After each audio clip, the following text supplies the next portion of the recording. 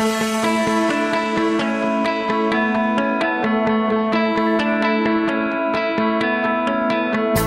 you ever thought of buying a franchise or currently own one or many?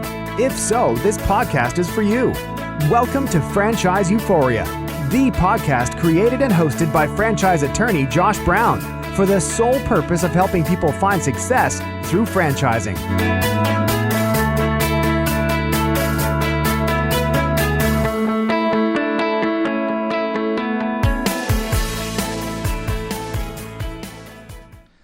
Hello and welcome to Franchise Euphoria. Josh Brown here. Today I am really excited to have Mr. John Lee Dumas on the show. Josh Brown, I'm fired up to be here, my man. Well, that's great. You know, you've probably heard of John at this point, but if you haven't, please exit your cave now. John is the founder, creator, and chief enthusiasm officer of the wildly popular Entrepreneur on Fire podcast.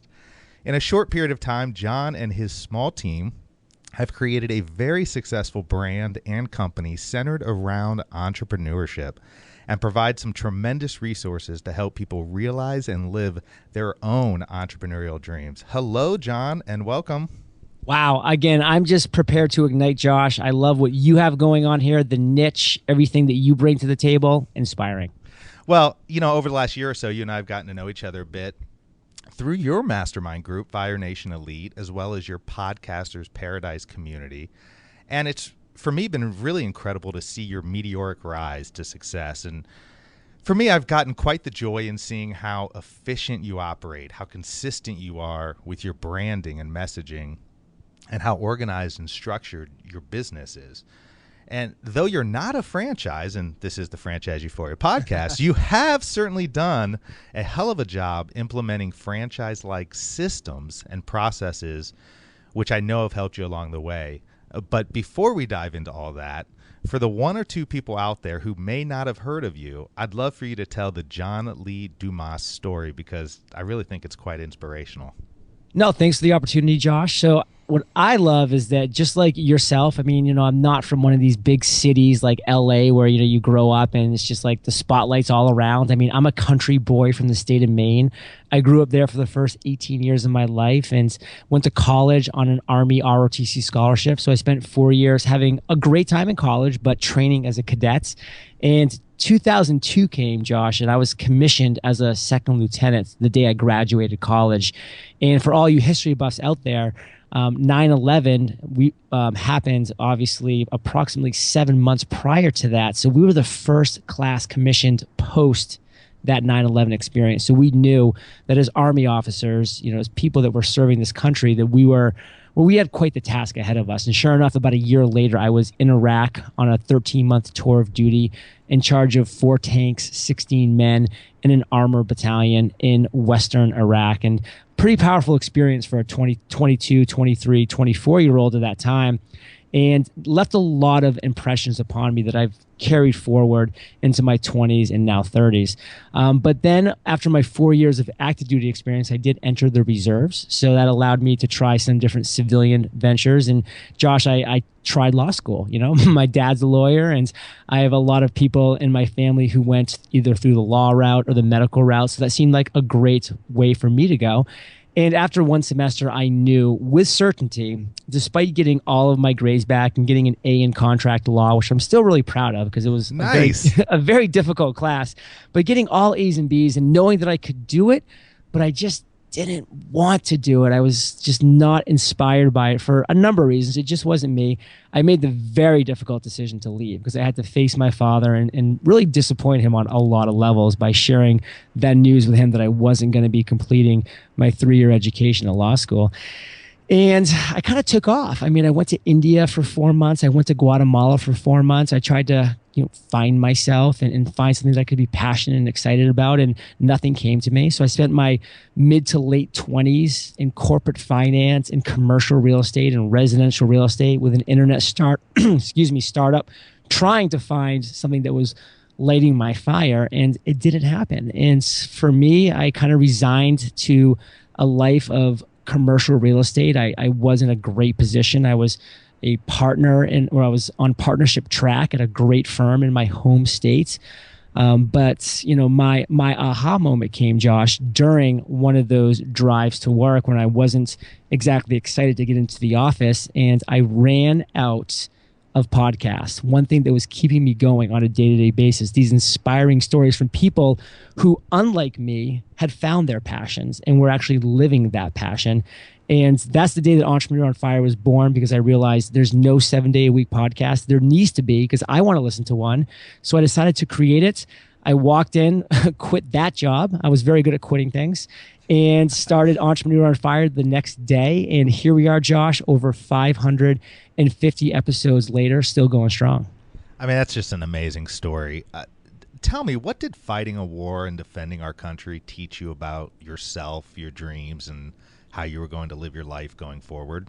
It put things in amazing perspective, because here I was, in a lot of ways I was grounded growing up, because I had parents that, would not allow me to be spoiled and never, treated me in any way that I should not have been treated. I mean, they, had strict rules and, parent laws that I had to abide by. And so I grew up grounded, but at the same time, very sheltered, and seeing the life that another part of the world was living. I interacted with families and with kids, and, with just the Iraq army, actually, when we were training them and seeing what their lives were and what their aspirations were.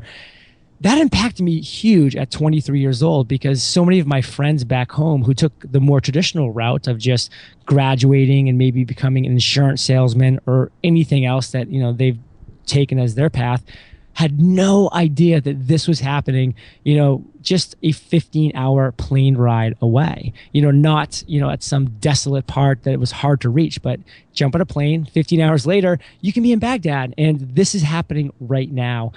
So it impacted me in a powerful way, gave me some great perspective and some really great focus on really what I wanted, which was to live that life of passion. But, Josh, it wasn't like just having that revelation was enough, because then I spent the next 10 years of my life searching for it, and it took that full decade before I found it.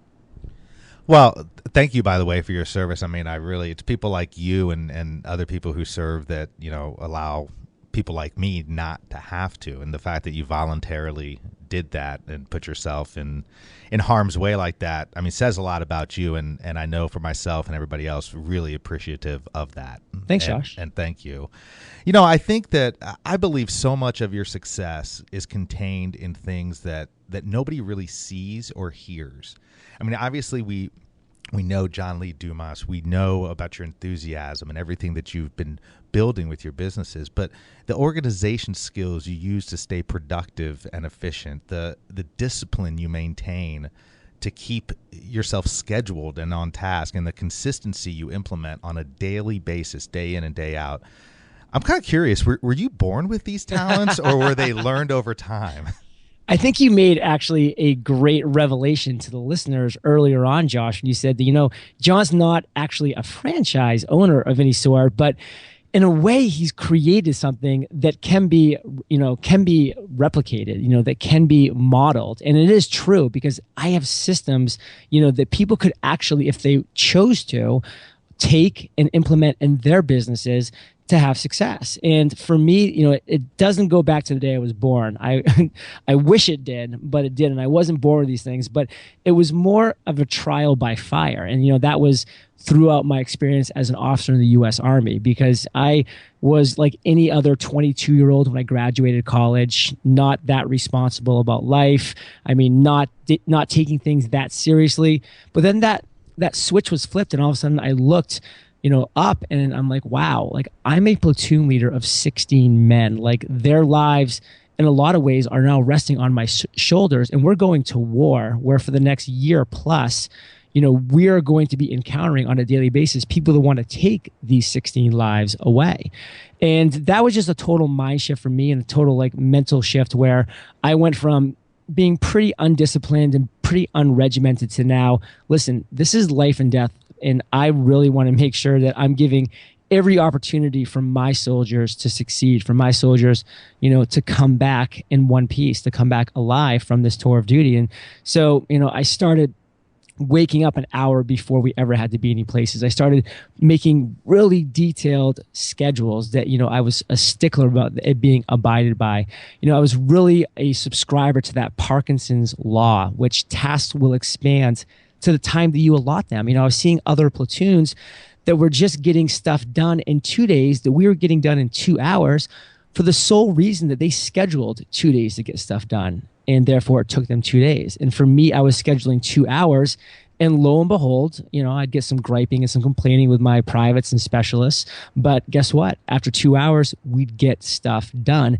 And I really adopted that mentality, Josh, in the Army, that we get more stuff done before 9 a.m. than the rest of the world does all day.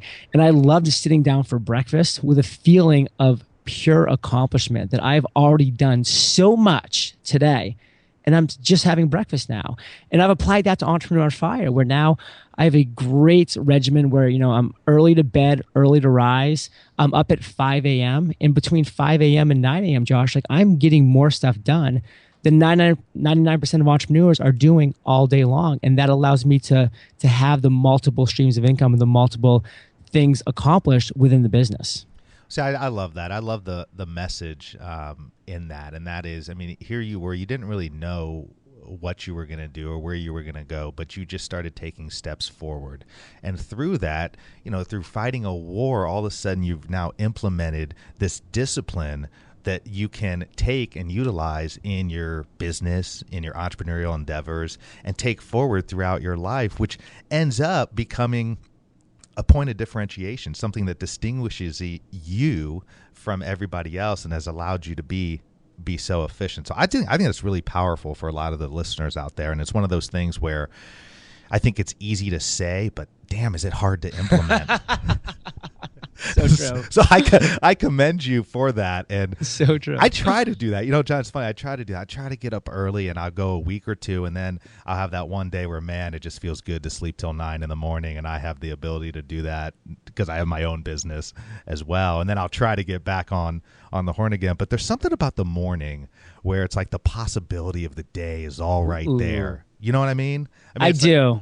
I love that. I sometimes will go to breakfast just by myself, real early, have my coffee, have my computer, and just really kind of think about what I want to achieve that day, that week. And then all of a sudden the noise happens thereafter. Well, anyways, I want to talk about, sure, as entrepreneurs and business owners, we all have doubts.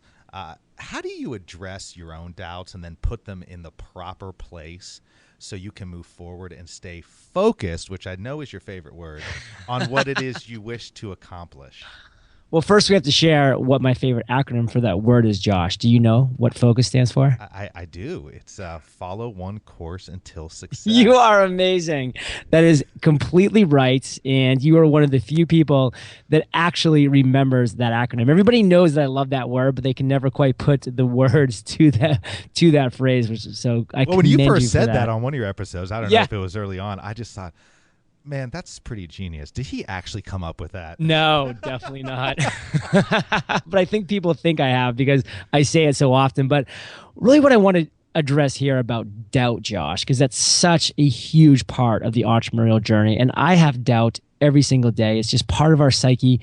It's part of that survivalist instinct that we're born with, because if we didn't have doubt, if we didn't have fear, we wouldn't stay focused. And if we don't stay focused, then that saber-toothed tiger, that's crawling around the cave to get in, might get the one up on us, and then that's it. So, it's that innate sense of doubt, of fear, of failure. And the phrase that I actually like to use with that is the imposter syndrome. And Seth Godin talks about this so eloquently in blog posts. I think he truly nails it about the imposter syndrome. And it really applies to podcasters, Josh. I'm sure you felt this when you were about to launch your podcast. I definitely felt this when I was launching my podcast was, why is anybody going to want to listen to something that I've created? Why are guests going to want to come on my show? Who's going to actually get anything out of audio content that I'm putting out there on the internet, in iTunes, Stitcher Radio, SoundCloud. And that imposter syndrome was so real. It was so there. It was ever present. And because, Josh, I had a mastermind like Fire Nation Elite, or a mentor like Jamie Tardy, and I'm surrounding myself by these entrepreneurs that are definitely having doubts, fears, and imposter syndromes themselves, but are all there to support each other through that. I was able to get through that. And it wasn't easy. It was a rocky road. I delayed my initial launch multiple times because of it. And, that delay has done nothing but negative things for my business. That's why one thing that I share when people say, hey, John, like I'm getting really close to launching. Like I just want to get a few more episodes, or I just want to get, one more iteration of my logo. I'm like, no, launch right now. And then you can iterate your logo. Then you can get more interviews done, but you need to launch. And that's the only thing that can overcome that doubt, Josh. That's the only thing that can overcome that fear, that imposter syndrome, is actually taking action. And that's something that so few entrepreneurs do enough. Well, and I think it's so important what you said, because there's a lot of people out there, and for anybody listening who says to themselves, who's looking for that sort of holy grail that is going to provide them with all the answers, and they're never going to experience that feeling of uncertainty. The answer is simple in what you said. You're never going to have that, but you got to put yourself in positions where you are around people in mastermind communities who are going through the same things, who you can bounce things off of. And I've experienced that myself. Your mastermind was the first one I was a part of, and I really didn't know what I would get out of it. But the best thing overall, by far, has been the community element of it. And I actually didn't even really think about that before I started. I think there's a lot of people out there who may be in that same position. And I know you would say, and I would say to them, find that community. Find that community. It's out there, that we're people who, it doesn't have to be the same business, but people who are going through similar struggles. And really, it's been incredible. And I think it can really help a lot of people out. Huge, totally.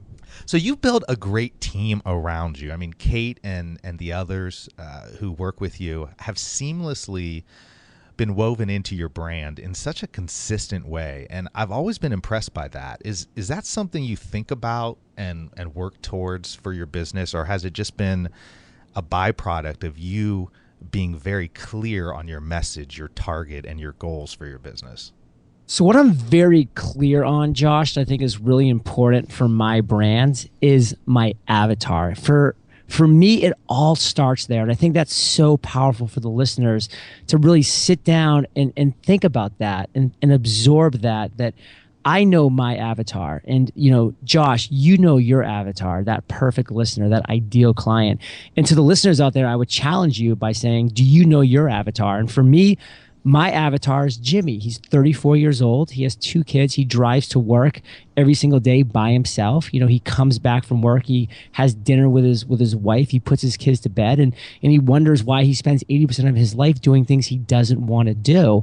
And because I know that avatar, that Jimmy that needs to be listening to Entrepreneur on Fire 7 days a week to keep him inspired, or to get him inspired, and to keep giving him motivation, ideas, and inspiration to really break out of the golden handcuffs that he's created for himself. Because I know that, whenever I am looking to weave in potential assistance, or bringing Kate into the team and looking at different branding opportunities, I always come at it from a perspective and from a vantage point of my avatar. What would Jimmy want? What would Jimmy be impressed by? And because I'm looking at it from his angle, from his eyes, and not just inside as the founder of Entrepreneur on Fire, it really allows me to continually work to having that consistent brand, to really having that, the same things that are really coming out to Fire Nation, because I know what Jimmy would want, and I know what Jimmy is seeing because I'm looking at it through his eyes. So it all starts there, Josh. It all starts with the avatar. And if you really have a focus on serving that one individual, that perfect ideal listener, it makes all the decisions you're going to make, not just the branding, not just the format, the flow, the products, the services you create, but every aspect of your business. It makes it so much easier. Yeah, because you always have that thing to to go back to. Always. If you're questioning yourself, oh, should I do this? Should I do that? Okay, is it going to reach the people I want it to reach? So I think that's fantastic. And as entrepreneurs, Josh, we question everything. Oh yeah, we do. And so, sometimes you go down one road and then it's the bright shiny object syndrome, which I know you talk about, and it's so true. That's one of the hardest things is staying focused, and part of staying focused is having that avatar that you can continually go back to.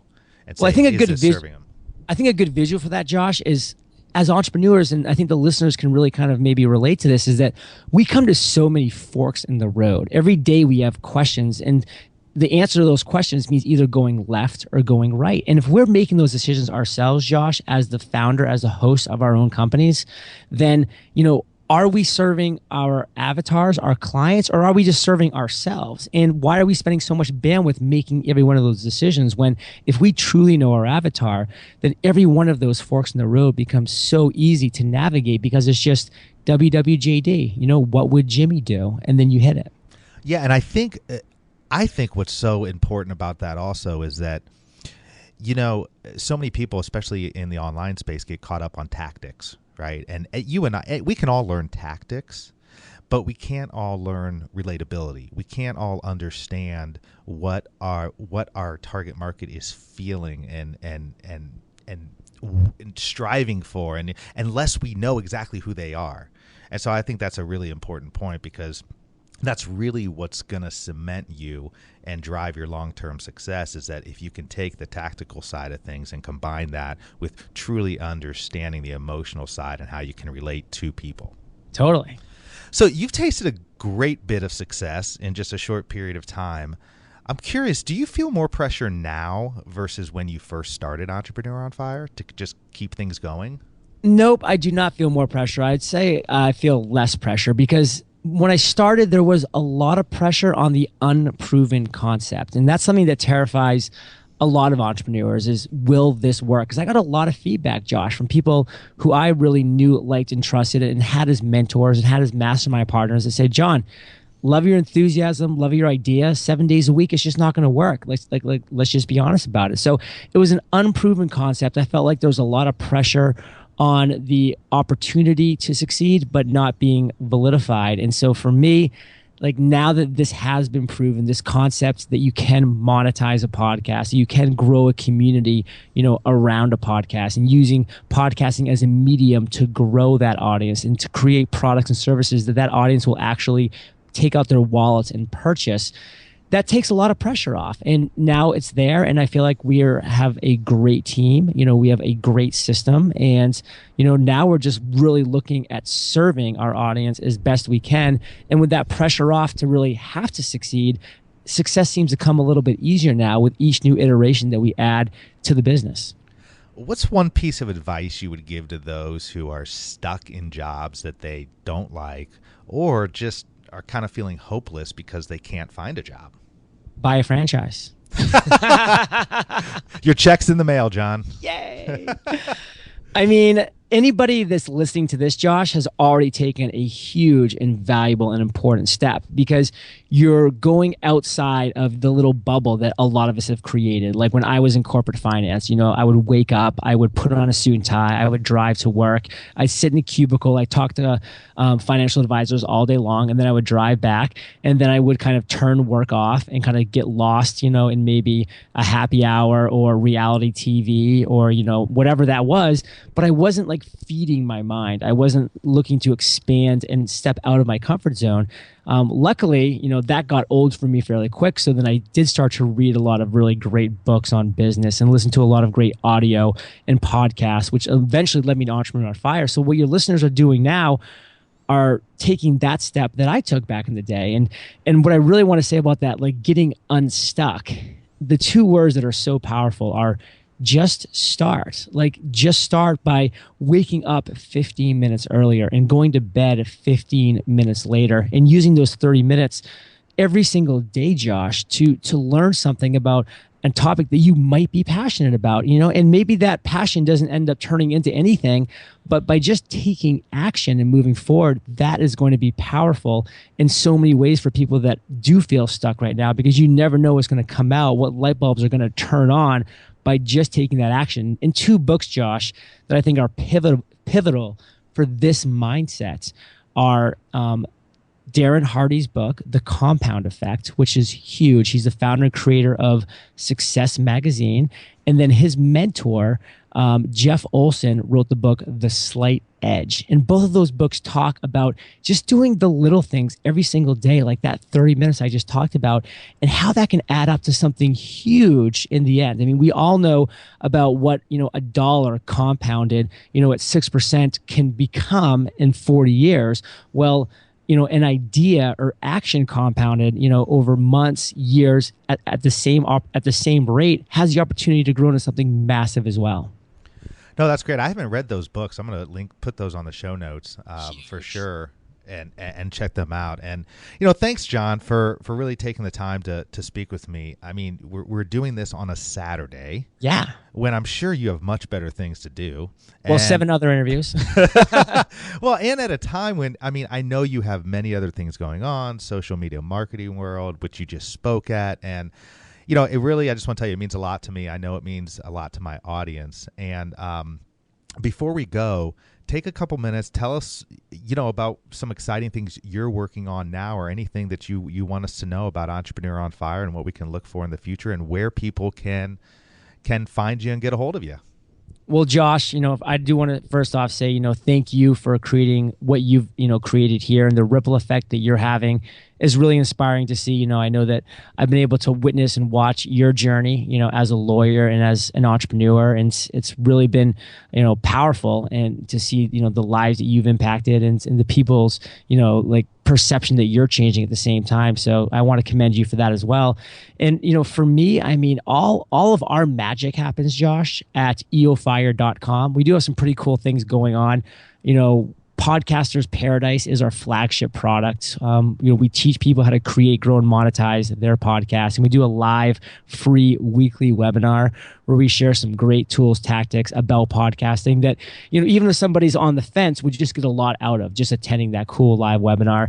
And because we've had such success with webinars, Josh, we actually decided to launch a product called Webinar on Fire, which is going to teach people how to create, present, and convert their webinar, which is an amazing way to build your brand, to grow your email list, to sell products and services that you're creating for your audience. So those are a couple things we have going on, and it all happens at eofire.com, and it's been a pleasure. Well, that's really cool. I'm going to have to check out that Webinar on Fire, especially with some of the things that I'm doing with Franchise Euphoria, and I think there's a lot of people out there. So many people want to use webinars, but don't really know how to effectively do it. So true. Thanks again, John. You are the man, and we are finishing right on time. In the spirit of the military and the Army, we are done. Thanks again, buddy. I appreciate it. Thanks, Josh. Take care.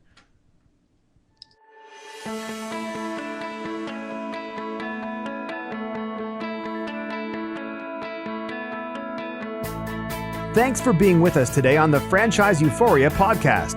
If you enjoyed this episode, please be sure to go to iTunes and provide a review. Also, please remember that although Josh Brown is a licensed and practicing attorney, nothing contained in this podcast should be construed as legal advice, because it is not. The information contained in this podcast is general and educational in nature, and none of it should be relied upon as legal advice.